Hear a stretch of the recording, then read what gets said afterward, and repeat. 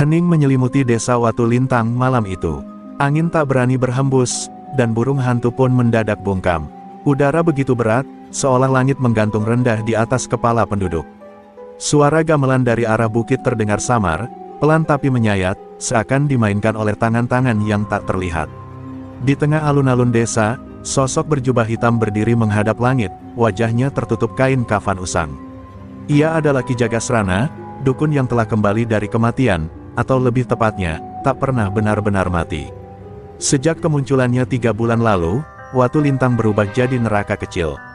Warga yang menentangnya mati dalam keadaan mengenaskan, tubuh terpotong, namun anehnya, masih bergerak.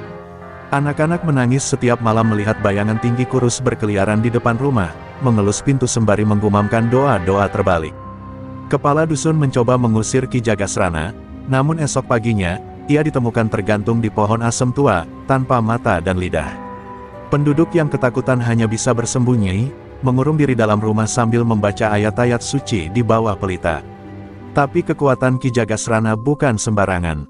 Ilmu rawa rontek, ilmu hitam pamungkas dari zaman Majapahit, membuat tubuhnya tak bisa mati. Ia bisa dibacok, dibakar, bahkan dikubur hidup-hidup, namun ia akan kembali berdiri dalam waktu singkat, lebih kuat dari sebelumnya. Ilmu itu menjadikannya makhluk antara manusia dan jin, dan kini ia menuntut satu hal, pengakuan sebagai Raja Watu Lintang. Siapa yang tidak sujud padaku, akan kubangkitkan dalam kehinaan, katanya di depan balai desa, dengan suara parau seperti batu digerus. Seorang ustaz tua memberanikan diri menentangnya, namun malam itu rumah sang ustaz terbakar misterius, dan dari puing-puingnya, terdengar lolongan manusia yang menyerupai tangisan bayi. Warga mulai percaya bahwa dukun ini bukan hanya sakti, tapi juga telah menjual jiwanya pada iblis.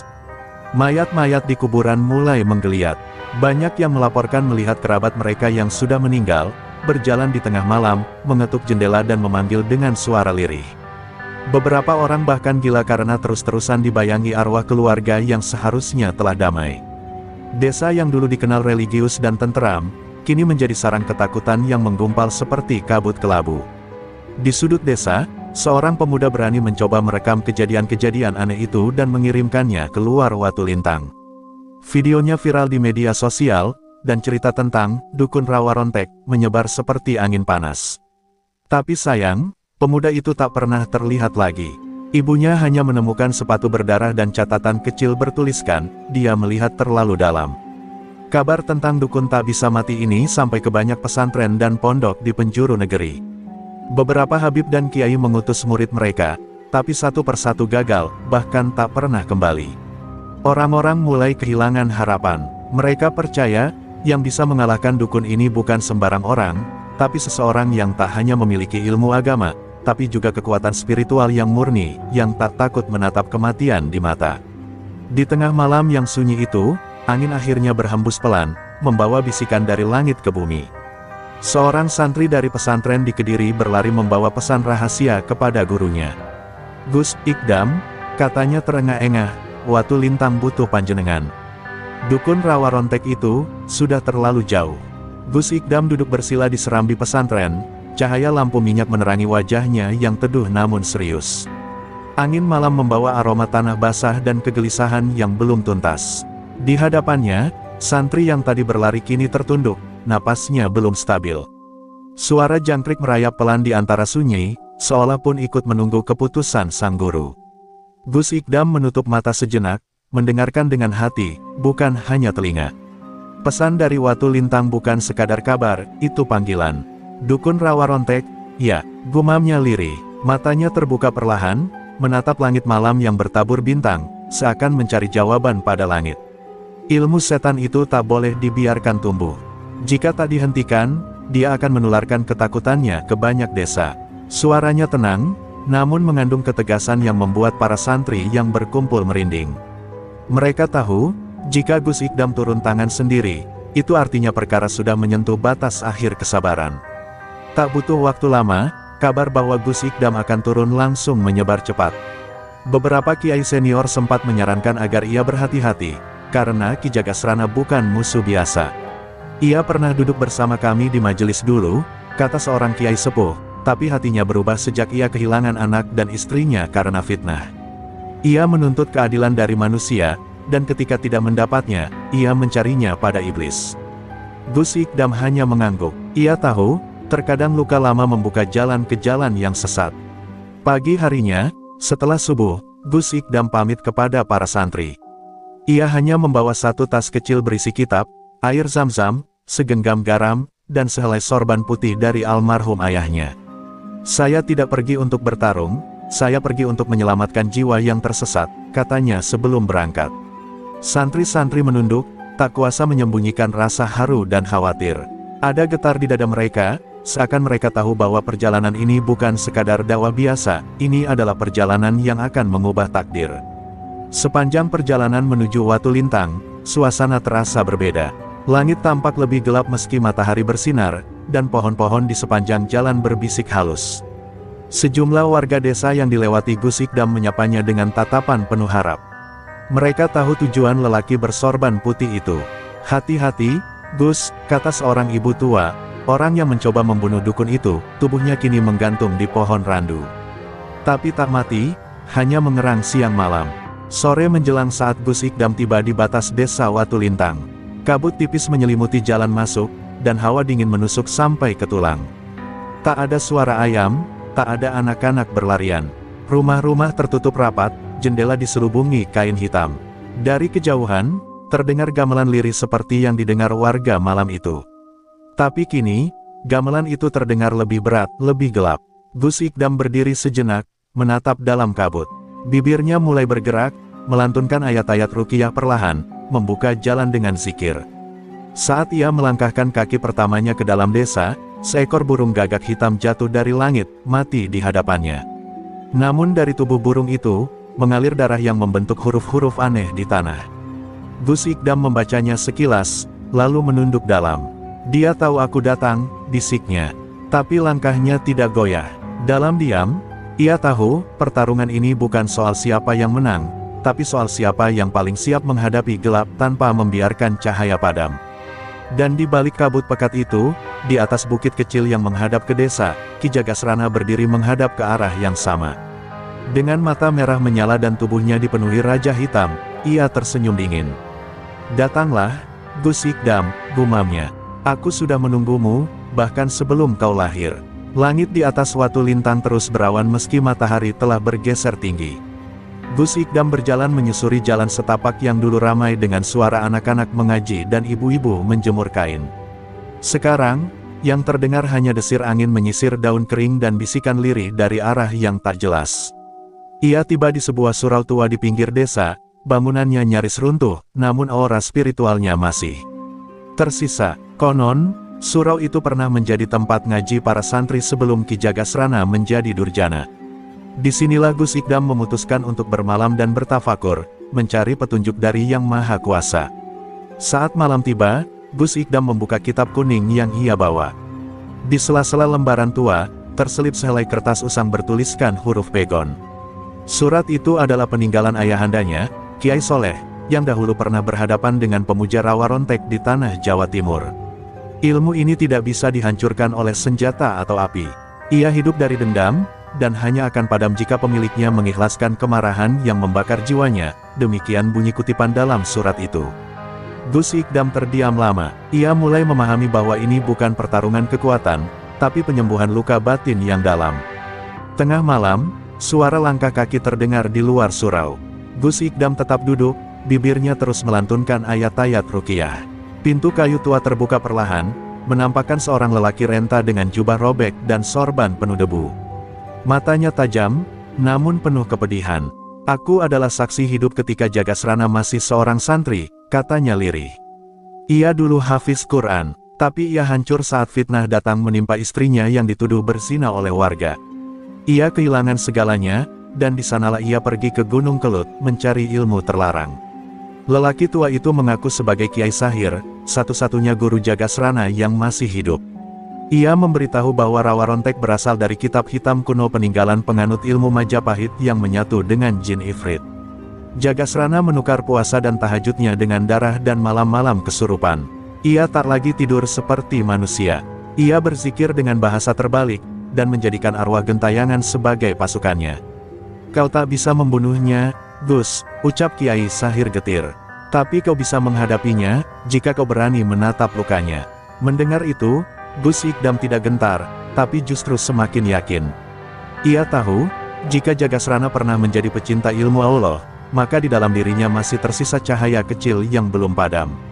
Ia hanya harus menemukannya, meski harus masuk ke dalam kegelapan paling pekat. "Beritahu aku di mana kitab Rawarontek disimpan," tanya Gus Ikdam tegas. Kiai Sahir menunjuk ke arah barat daya desa, di bawah tanah makam istrinya. Di sanalah semua dimulai, dan mungkin juga akan berakhir. Saat fajar menyingsing, Gus Ikdam berangkat ke arah yang ditunjukkan.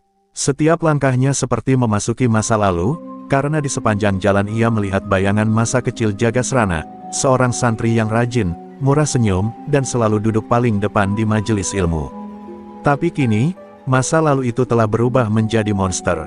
Sebuah pusara tua menyambutnya di ujung desa, ditandai batu nisan retak bertuliskan Siti Nafisah binti Harun. Di bawahnya, Gus Ikdam tahu, tersembunyi rahasia kelam yang selama ini membangkitkan horor Rawarontek. Ia berdiri di hadapan makam itu, membuka telapak tangannya dan mulai membaca surat Al-Baqarah ayat 255, diikuti dengan surat Al-Ikhlas, Al-Falaq, dan Anas. Tanah bergetar pelan, angin menggulung seperti bisikan marah dari alam gaib. Dan saat ayat terakhir selesai dilantunkan, suara tangisan terdengar dari balik pusara. Tangis panjang, dari jiwa yang terkubur bersama dendam dan kesakitan yang belum tuntas. Gus Ikdam mengerti satu hal, sebelum ia bisa menantang Ki Jagasrana secara lahir, ia harus masuk dulu ke jantung luka batinnya, tempat ilmu Rawarontek tumbuh dan bersembunyi. Tangisan dari balik pusara itu bukan suara biasa, ia menembus telinga hingga ke dasar hati. Suara seorang wanita, lirih, pecah, seolah tak hanya menangis karena kematian, tapi karena pengkhianatan dunia. Gus Ikdam berdiri kaku di depan makam Siti Nafisah, matanya terpejam, sementara hati dan lisannya terus berzikir. Semakin lama ia membaca, semakin jelas wujud suara itu, bukan sekadar arwah, tapi pintu ke dalam batin Jagasrana, ke tempat ilmu Rawarontek tumbuh liar seperti ilalang yang tak pernah dibersihkan. Tiba-tiba tanah di bawah pusara retak perlahan, dan dari celahnya muncul kabut hitam pekat, melingkar seperti ular yang marah. Suara-suara bisikan mulai berdatangan, ayat-ayat Quran yang dibalik, doa-doa yang dipelintir jadi kutukan. Tapi Gus Ikdam tetap berdiri kokoh, sorbannya berkibar tertiup angin gaib. Dengan tenang, ia membuka sebotol kecil air zam-zam dan meneteskan pada retakan tanah. Seketika, kabut itu mengerang, bukan karena sakit, tapi karena malu disentuh kesucian. "Mengapa kau datang ke luka yang bukan milikmu?" Terdengar suara berat, seperti dua logam saling bergesek. Itu bukan suara jin, tapi suara Jagasrana sendiri, dari kejauhan, atau mungkin dari dalam dirinya sendiri. Gus Ikdam menjawab dengan tenang, "Karena luka itu telah membuatmu lupa, bahwa kau dulu bukan iblis. Kau dulu ahli Quran, dan namamu harum di langit." Suasana mendadak sunyi, kabut berhenti berputar, seolah kata-kata itu menusuk ke tempat yang bahkan iblis tak berani menyentuh kenangan. Gus Ikdam perlahan duduk bersila di samping makam. Ia menutup mata dan memusatkan zikir.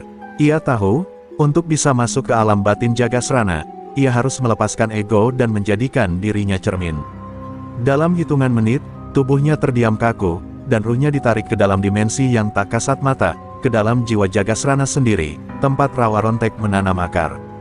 Di tempat itu, ia berjalan dalam lorong gelap yang berisi tangisan, jeritan, dan bayangan masa lalu yang cacat.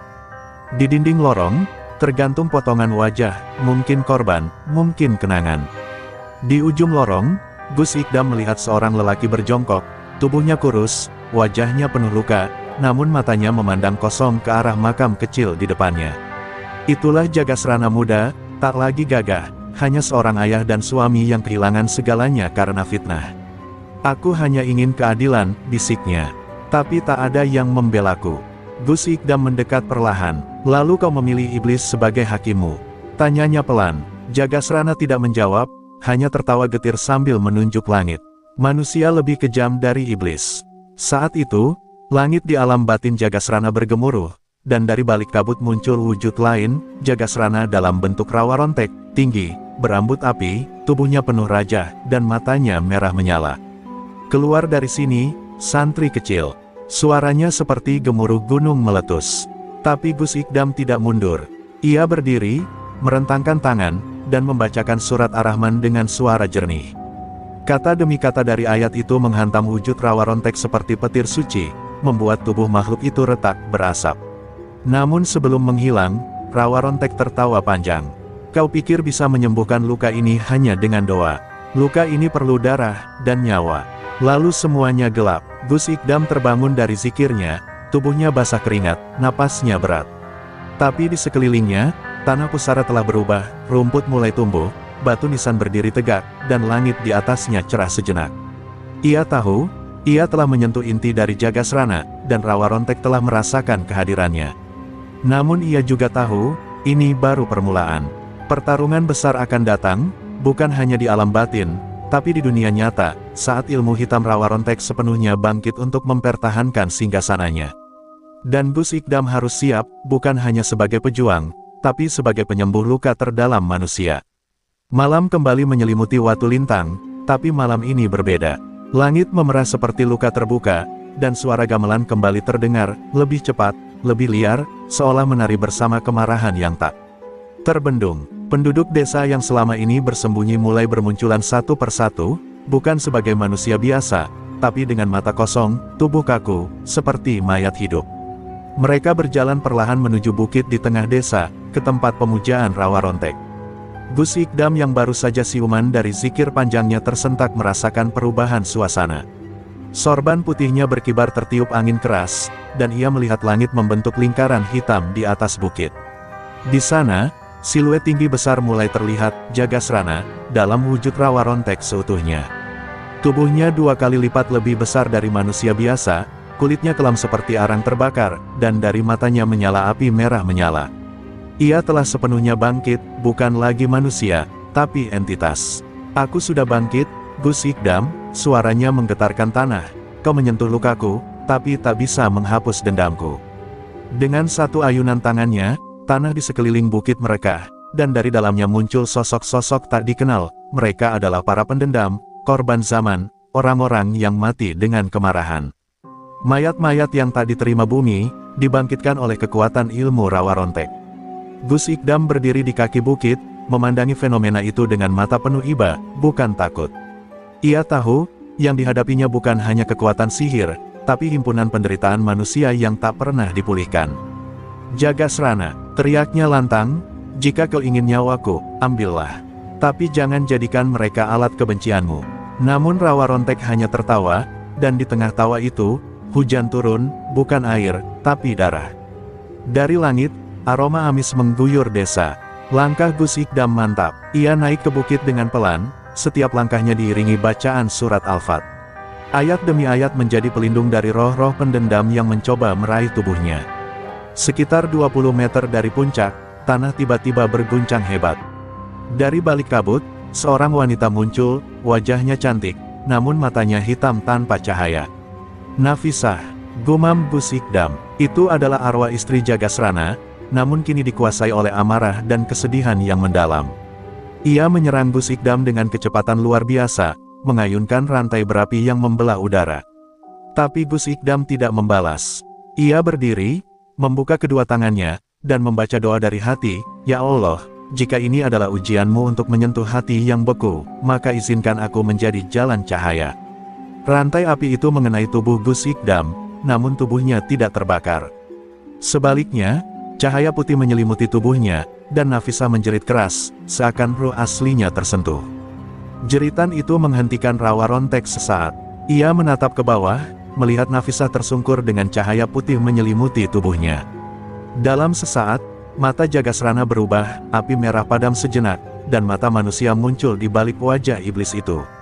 Air mata menetes, tapi itu hanya sesaat. Rawa Rontek mengangkat kedua tangannya dan berteriak, "Kalau kau ingin menyelamatkanku, Gus Ikdam, maka buktikan. Lewat darah, bukan doa." Dan dengan itu, bumi berguncang untuk ketiga kalinya. Pertarungan sejati akan dimulai, bukan hanya antara dua sosok, tapi antara dua dunia, dunia terang yang sabar memaafkan, dan dunia gelap yang menuntut balas dengan kekal. Langit pecah, guntur menggema seolah malaikat Israfil meniup sangkakala sebelum waktunya. Di puncak bukit Watu Lintang, Dua sosok berdiri saling berhadapan, Gus Ikdam dengan wajah penuh keteguhan, dan Jagasrana dalam wujud rawa rontek, penuh api dan dendam. Di antara mereka, Nafisah tergeletak, tubuhnya memancarkan cahaya putih yang terus berdenyut pelan, pertanda bahwa jiwanya mulai kembali dari cengkeraman sihir kelam. Suasana hening, hanya diselingi detak nadi semesta yang menunggu, siapa yang akan lebih dulu menyerang. Ini bukan lagi pertarungan biasa, Gus, kata rawa rontek dengan suara yang menggema dari langit dan bumi. Ini adalah penghakiman. Aku telah mengumpulkan arwah dari 7 penjuru tanah Jawa. Mereka yang mati karena fitnah, pengkhianatan, dan kezaliman. Seketika, tanah di sekitar bukit memuntahkan makhluk-makhluk tak berwajah, bersenjata tulang dan mata penuh kabut hitam.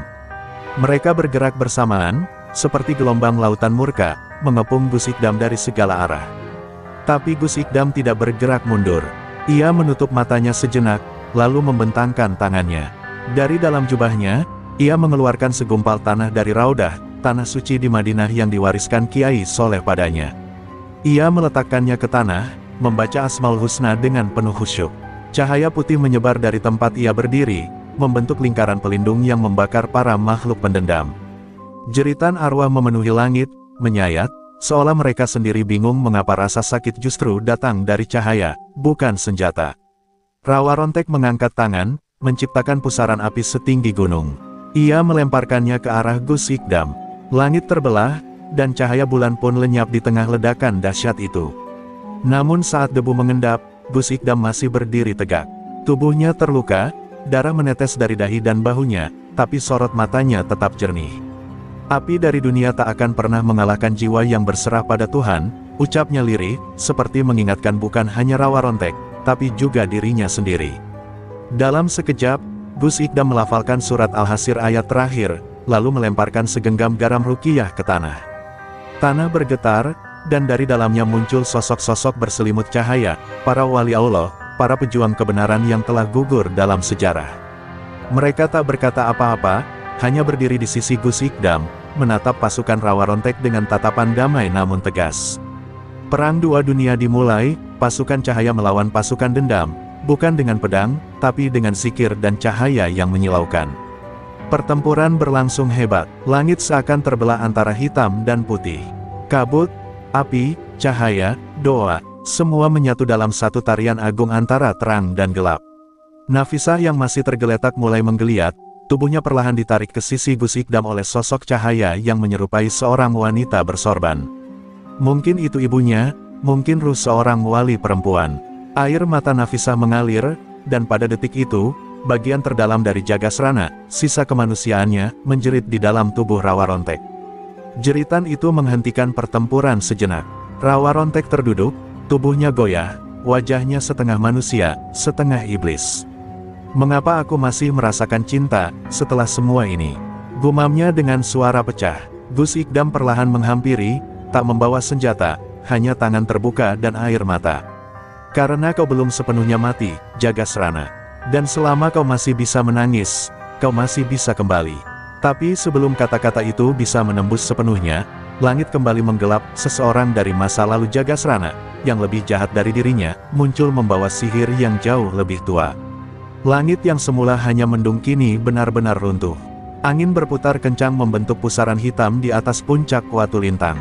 Dari dalam pusaran itu, turun sosok berjubah hitam legam, wajahnya tertutup topeng besi tua berukir raja kuno.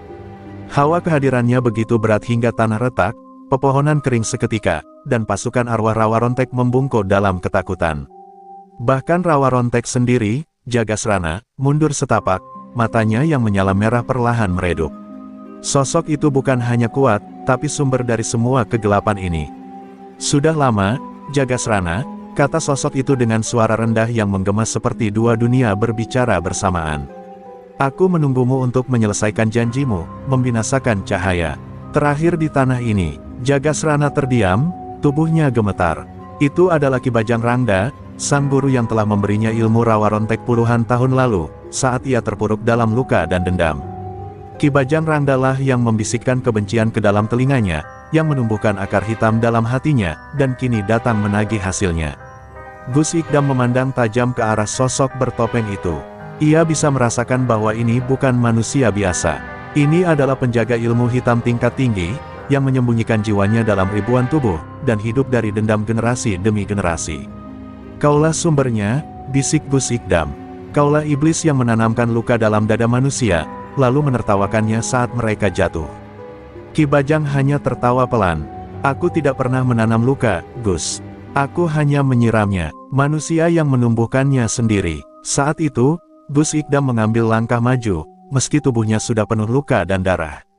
Ia tak bisa melawan dua kekuatan sekaligus, tapi ia juga tak bisa mundur. Jagasrana, katanya tegas, kau bukan muridnya. Kau hanya manusia yang pernah tersesat. Aku tahu kau masih bisa memilih. Tapi sebelum Jagasrana bisa bicara, Ki Bajang menghentakkan tongkatnya ke tanah. Dari dalam bumi, muncul bayangan kelam perwujudan masa lalu Jagasrana yang paling menyakitkan, saat dia menyaksikan istrinya difitnah, saat anaknya mati dibakar, saat dia disingkirkan tanpa bukti. Semua itu dikirimkan ke benaknya dalam satu hentakan. Jagasrana menjerit keras, tubuhnya kembali diliputi api rawa rontek. Tapi kali ini lebih ganas, lebih buas, seperti tak ada lagi jiwa manusia yang tersisa. Ki Bajang tersenyum puas. Lihat, Gus Ikdam, dendam adalah pusaka paling sempurna. Tak perlu diwariskan lewat darah, cukup lewat rasa.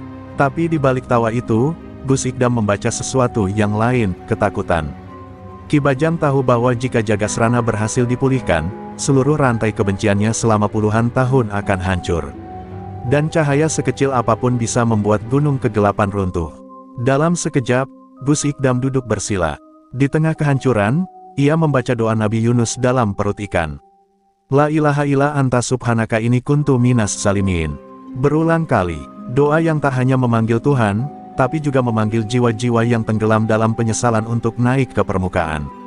Aura putih kembali menyebar, perlahan melingkupi Nafisah, lalu Jagasrana, hingga ke tepi-tepi medan perang. Tapi Ki Bajang tak tinggal diam. Ia melemparkan sebilah keris pusaka ke arah Gus Ikdam, keris yang tak memotong daging, tapi memotong ruh. Keris itu melesat cepat, namun sebelum mengenai Gus Ikdam, Jagasrana melompat dan menangkisnya dengan dadanya sendiri. Keris itu menancap, dan tubuh Jagasrana jatuh berguling.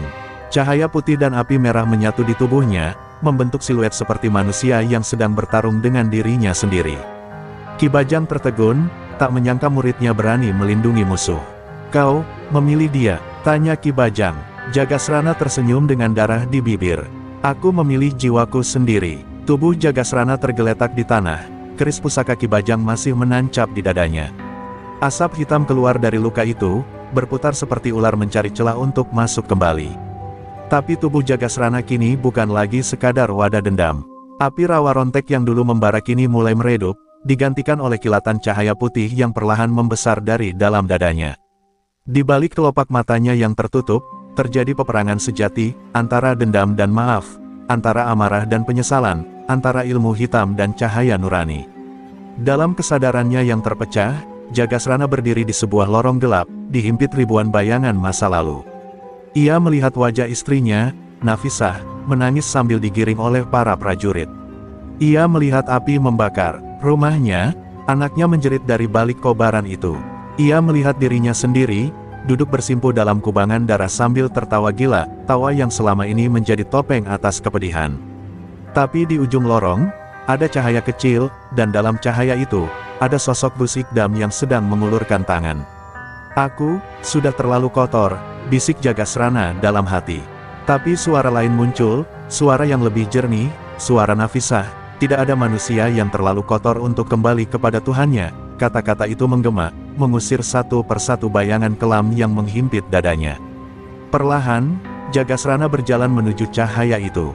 Setiap langkahnya membakar luka lama, membakar dendam yang selama ini ia pelihara.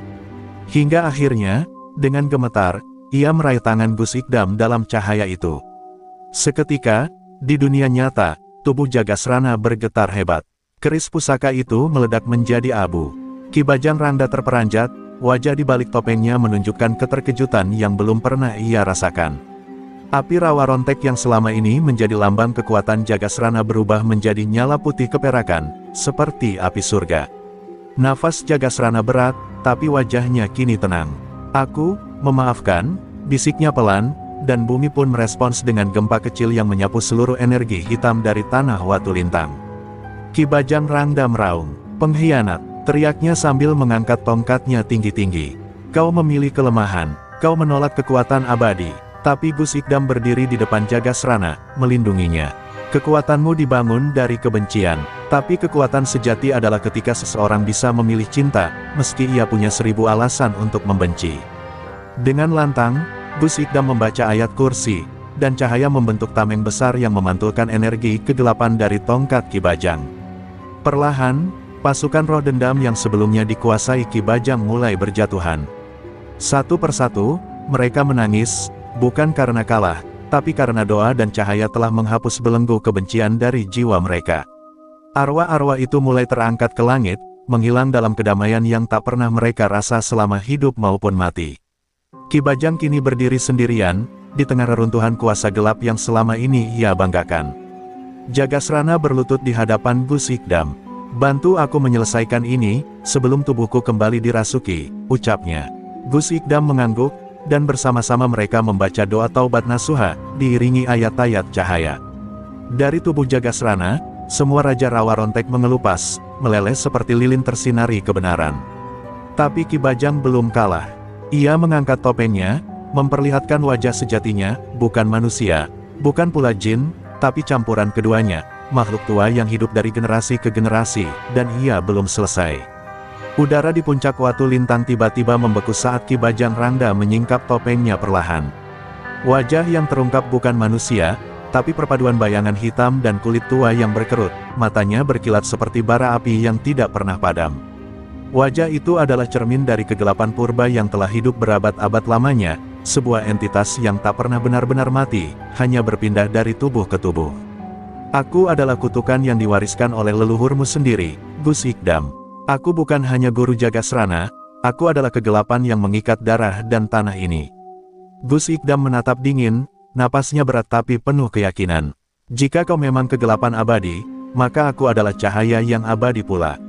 Kau bisa mengekang raga Jagasrana, tapi tidak bisa menguasai jiwanya yang kini telah bersih." Tapi Ki Bajang Rangda hanya tersenyum getir. Dengan gerakan tangan, ia memanggil ribuan bayangan hitam yang memenuhi langit malam, membentuk lingkaran kegelapan yang berputar cepat.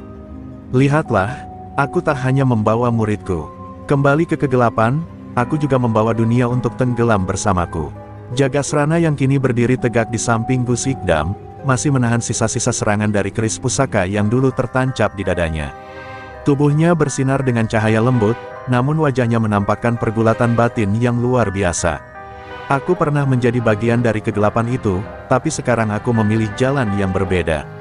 Aku tidak akan membiarkanmu menggunakan tubuhku lagi," katanya dengan suara yang mulai tegas. Gus Ikdam mengangguk, menyadari perjuangan batin sahabatnya itu belum benar-benar usai. Ki Bajang Rangda mengangkat tongkatnya dan menghantamkan ke tanah, membuat retakan besar muncul dan api hitam membumbung tinggi. "Jika kalian ingin bertahan, bersiaplah menghadapi kegelapan sejati. Ini bukan hanya soal ilmu hitam dan putih, ini soal jiwa yang diperjualbelikan selama ribuan tahun."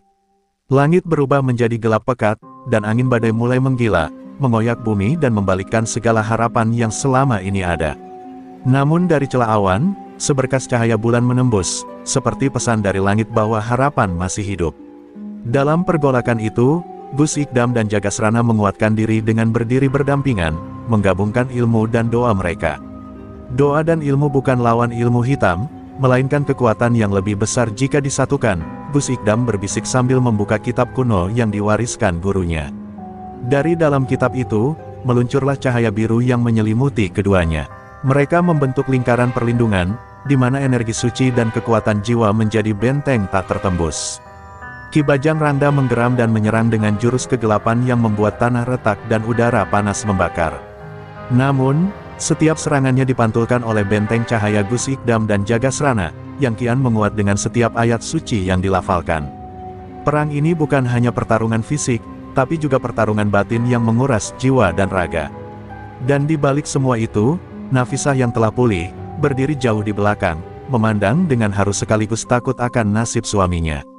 Ketika pertarungan semakin intens, Ki Bajang Rangda mengeluarkan mantra kuno yang mengguncang alam semesta. "Kalian bukan siapa-siapa tanpa dosa, tanpa kegelapan dalam hati. Aku akan membuka semua luka lama. Seketika, bayangan hitam melayang ke arah Gus Ikdam dan Jagasrana, berusaha menancapkan duri-duri kenangan pahit yang pernah mereka alami.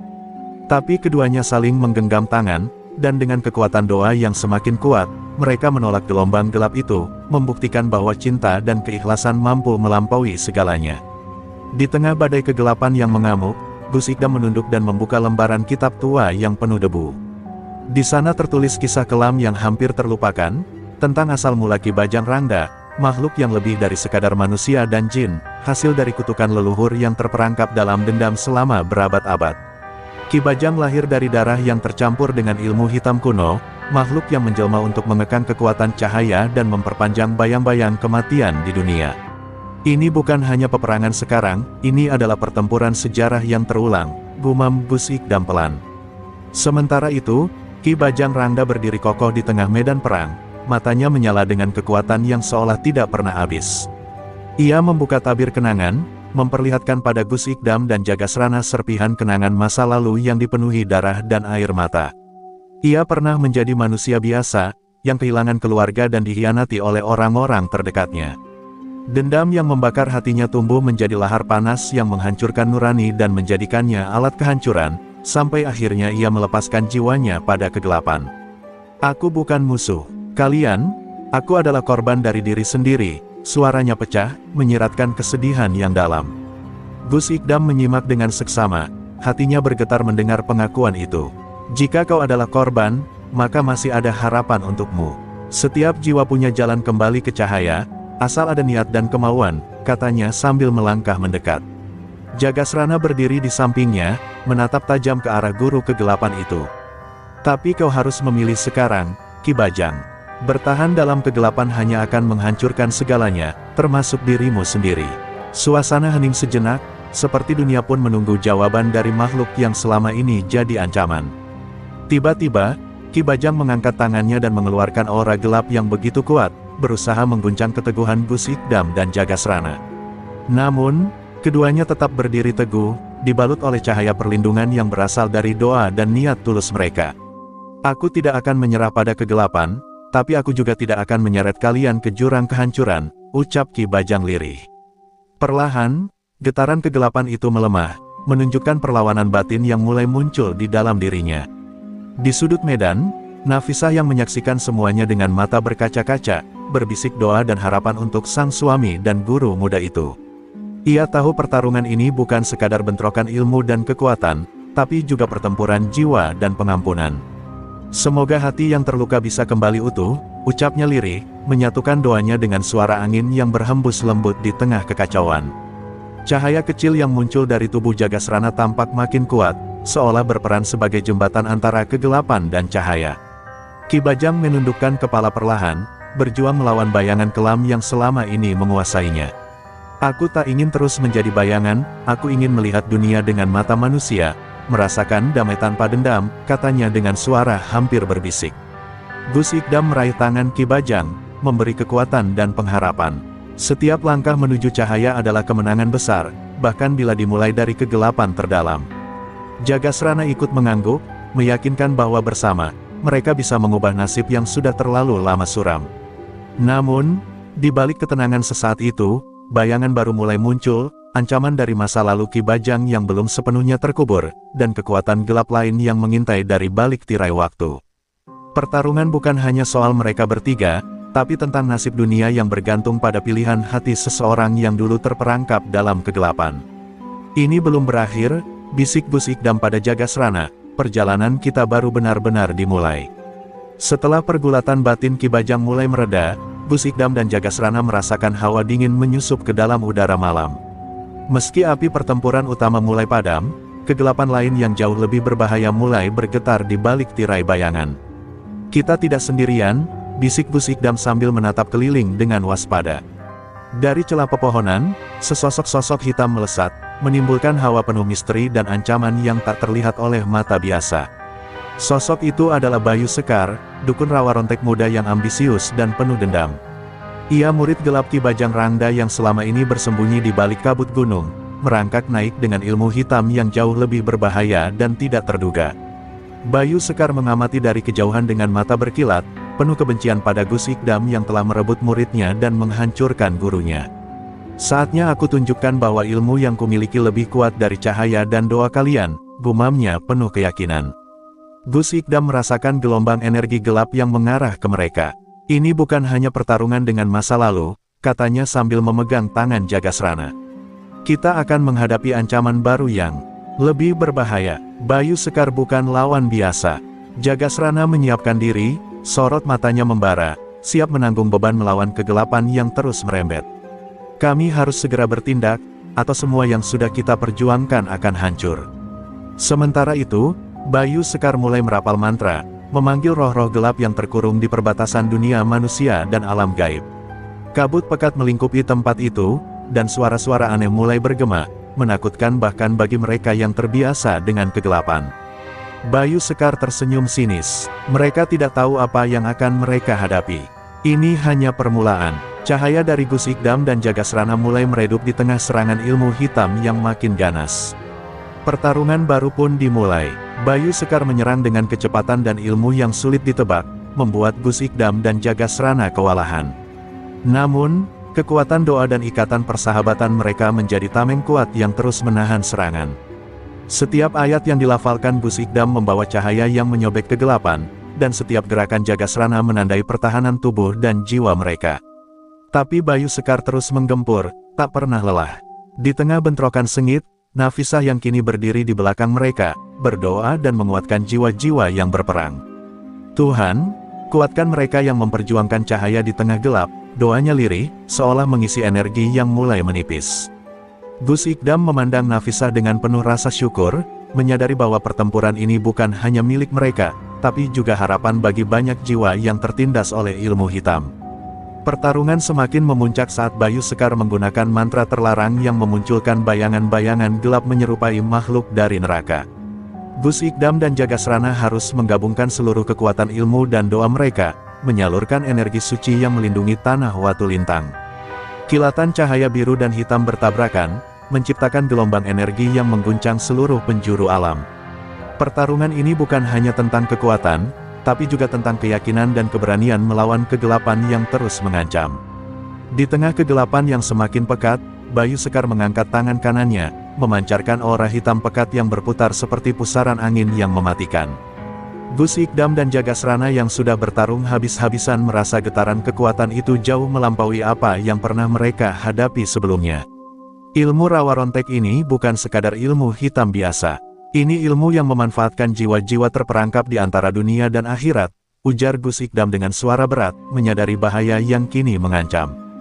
Bayu Sekar tersenyum sinis. Aku menguasai ilmu terlarang yang mengikat roh-roh gelap, memaksa mereka tunduk pada kehendakku.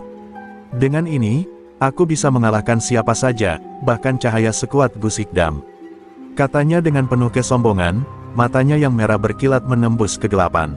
Ia mulai melafalkan mantra kuno yang suaranya bergema seperti suara dari neraka, membuka portal yang menghubungkan dunia manusia dan alam roh. Dari sana keluar sosok-sosok menakutkan yang siap menyerang. Gus Ikdam segera menarik Nafisah ke belakang agar aman dari serangan makhluk gaib itu.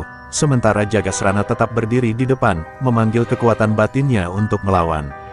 Kita harus hancurkan portal itu. Jika tidak, dunia kita akan terjerat dalam kegelapan selamanya, seru Gus Ikdam, fokus mencari celah kelemahan lawan.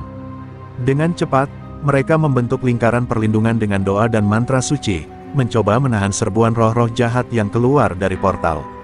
Namun, Bayu Sekar tak tinggal diam. Ia memutar energi hitamnya menjadi jurus mematikan yang menembus benteng doa Gus Ikdam dan Jagasrana. Tanpa ragu, Bayu Sekar menyerang dengan kecepatan luar biasa, melukai Jagasrana yang mencoba membendung serangan itu. Gus Ikdam menjerit memanggil kekuatan ilmunya, mengalirkan energi cahaya ke tubuh sahabatnya, mengurangi luka dan menguatkan semangat tempurnya. Kita harus bertahan, Jagasrana. Kita tidak boleh kalah sekarang. Di tengah bentrokan sengit itu, Gus Ikdam mencoba mencari sumber kekuatan Bayu Sekar. Ia menelusuri jejak energi gelap yang berpusar di tangan murid dukun rawa rontek itu. Dengan konsentrasi penuh, Gus Ikdam memanggil ilmu warisan leluhurnya, sebuah mantra perlindungan yang mampu mengurai ikatan roh gelap di dalam tubuh Bayu Sekar. Ini jalan satu-satunya untuk melemahkannya, pikir Gus Ikdam sambil mengarahkan tangan ke pusat energi hitam lawannya. Bayu Sekar merasakan ada yang mengusik kekuatannya dan mencoba menghalangi dengan jurus bayangan yang semakin ganas. Namun, perlahan, ikatan roh gelap di tubuhnya mulai terkoyak oleh energi suci yang mengalir dari Gus Ikdam. Bayu Sekar berteriak kesakitan, wajahnya memucat, tapi ia tidak menyerah. Aku akan menaklukkan kalian semua. Ilmu ini milikku, dan aku tak akan kehilangan kuasa. Namun, getirnya suara itu menyiratkan ketakutan yang mulai merayapi hatinya. Dengan dorongan terakhir dari Jagasrana dan Nafisah yang terus memberikan dukungan doa, Gus Ikdam mengerahkan seluruh tenaga spiritualnya, mengirimkan gelombang cahaya ke arah Bayu Sekar. Portal mulai runtuh, makhluk-makhluk gelap menghilang satu persatu, dan energi hitam yang mengekang Bayu Sekar melemah drastis. Pertarungan ini menjadi titik balik bagi mereka semua, apakah kegelapan akan terus menang, ataukah cahaya akhirnya berhasil menembus tembok gelap ilmu terlarang. Setelah gelombang cahaya menerjang tubuh Bayu Sekar, sosoknya mulai goyah, ekspresi kesakitan bercampur kepasrahan menghiasi wajahnya yang dulu penuh dendam. Namun, di balik luka dan kehancuran ilmu hitamnya, terselip seberkas harapan kecil. Gus Ikdam mendekat perlahan, suaranya lembut namun penuh kekuatan. Kau masih punya kesempatan untuk kembali, Bayu. Jangan biarkan ilmu terlarang itu memusnahkan sisa kebaikan dalam dirimu. Bayu Sekar memandang Gus Ikdam dengan mata berlinang, seperti berperang dalam hatinya antara kegelapan dan cahaya. Sementara itu, Jagasrana, yang sudah pulih dari luka, berdiri tegap di samping Gus Ikdam, menyiapkan diri jika ancaman lain muncul. Nafisah terus menguatkan doa, menembus keheningan malam yang penuh ketegangan.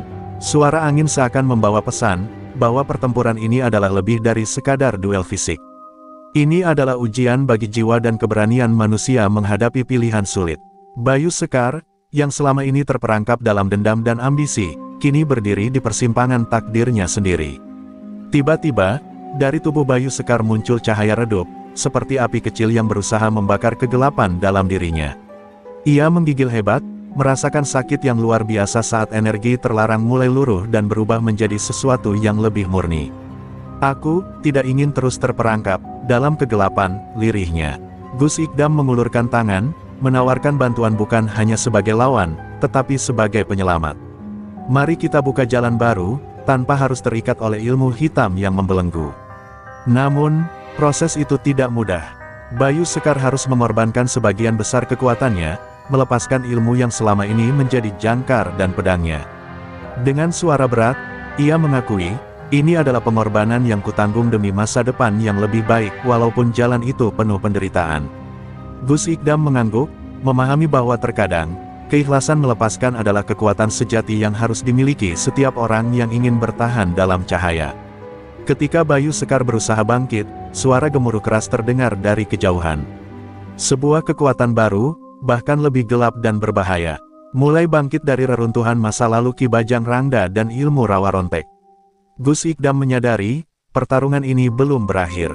Malah, ia baru saja membuka pintu bagi ancaman yang jauh lebih besar. Kita harus bersiap, ini akan menjadi babak baru dalam perjuangan kita, tegasnya kepada Jagasrana dan Nafisah. Di saat yang sama, Bayu Sekar, meski lemah, berdiri tegap di antara mereka. Ada perubahan dalam sorot matanya, dari kemarahan menjadi penyesalan dan harapan. Aku akan membantu kalian melawan kegelapan yang sesungguhnya, walaupun harus membayar dengan nyawaku sendiri. Kata-kata itu menggema seperti janji suci yang mengikat takdir mereka bersama. Gus Ikdam tersenyum kecil, menyambut komitmen baru itu. Malam itu, ketiga jiwa yang berbeda namun bersatu dalam tujuan yang sama, bersiap menghadapi badai kegelapan yang semakin mendekat.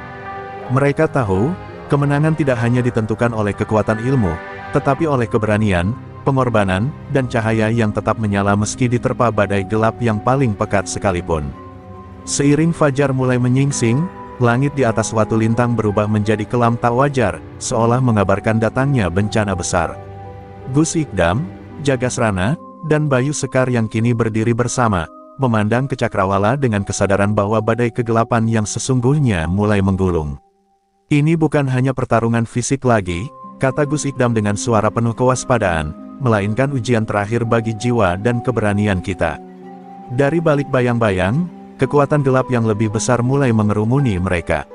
Sosok-sosok hitam raksasa, bayangan menyerupai makhluk neraka, muncul satu persatu dengan tatapan penuh kebencian dan dendam.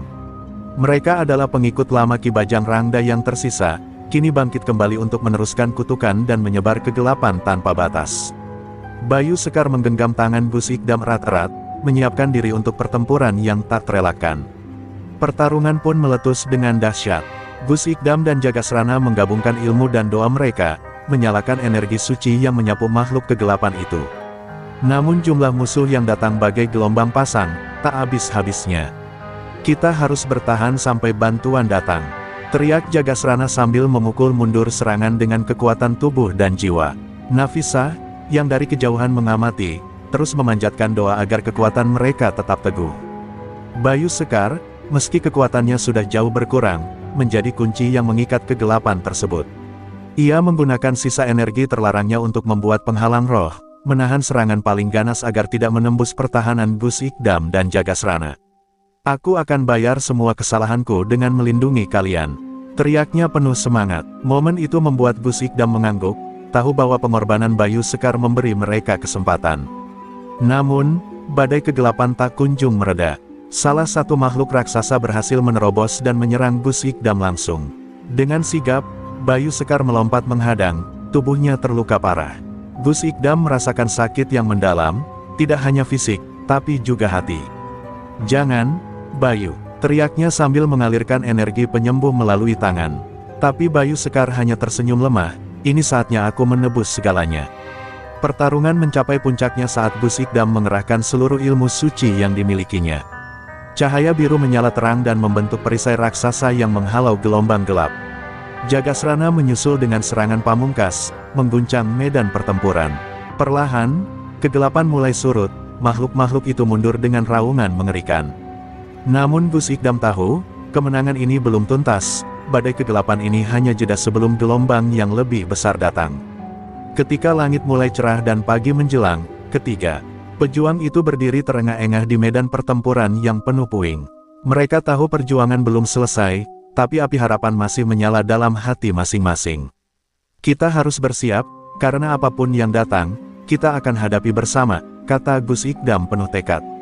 Dan dengan itu, babak terakhir dari pertarungan cahaya melawan kegelapan semakin dekat. Malam itu, angin berhembus dingin membawa suasana yang mencekam di atas Gunung Watulintang. Gus Ikdam, Jagasrana, dan Bayu Sekar berdiri di puncak tertinggi, menatap langit yang gelap pekat, tempat kekuatan terakhir dari Ki Bajang Rangda dan ilmu Rawa Rontek bersiap menerjang. "Ini adalah pertempuran terakhir kita. Jika kita gagal, dunia akan tenggelam dalam kegelapan abadi," ujar Gus Ikdam dengan suara tegas dan penuh tekad. Bayu Sekar, yang kini sepenuhnya menebus dosa-dosanya, menguatkan diri walau tubuhnya lemah dan terluka. "Aku akan menjadi perisai antara kalian dan kehancuran itu. Biarkan aku bayar semua yang pernah kulakukan dengan mengorbankan nyawaku demi cahaya," ucapnya lirih, wajahnya penuh keteguhan. Gus Ikdam menggenggam tangan sahabatnya, membalas dengan senyuman penuh haru dan keyakinan bahwa pengorbanan Bayu Sekar bukan sia-sia. Ketika gelap mencapai puncaknya, bayangan mengerikan muncul dari dalam kegelapan. Sosok Ki Bajang Rangda, yang selama ini tersembunyi dalam bayang-bayang, bangkit dengan marah dan penuh dendam.